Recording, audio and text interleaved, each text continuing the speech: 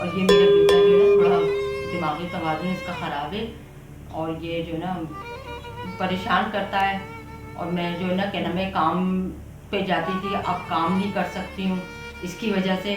लिहाजा है ना क्या नाम है मुझे ब्लड प्रेशर भी है, शुगर भी है, और ये इसको छोड़ नहीं सकती हूँ। अगर से इसको छोड़ दूँ तो ये अपने ऊपर तशद्दुद करता है, कभी अपने आप को मारता है, खून निकालता है, माथा काट लेता है। अब ये बताएं, अब मैं इसको कैसे छोड़ सकती हूँ? उस बच्चे को, मासूम बच्चा है मेरा।